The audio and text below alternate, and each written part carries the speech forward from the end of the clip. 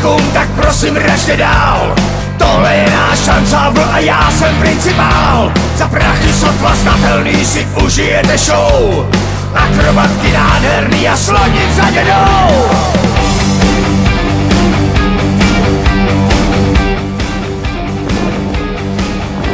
A tady máme medvěda, co dlouhou chvíli měl. No a tak místo oběda odnes to kročitel.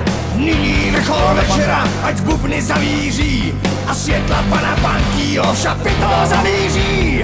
Ano, je to tak, jako by spadli z nebe. Bandity vyprák, okradli sami sebe. Raz, dva, tři, tamhle jdou a tancujou. V našem šapito je pořád nabito.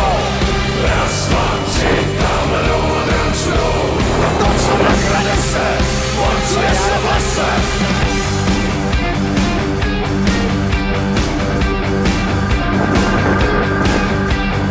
Vážené publikum, jsem velmi rozlícen.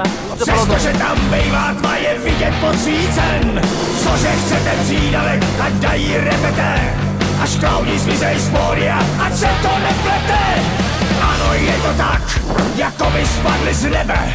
Bandity vyprák, okradli taky tebe. Raz, dva, tři, tamhle jdou a tancujou. V našem šapito je pořád nabito. Raz, dva, tři, tamhle jdou a tancujou. A to, co nakrade se, porcuje se v lese.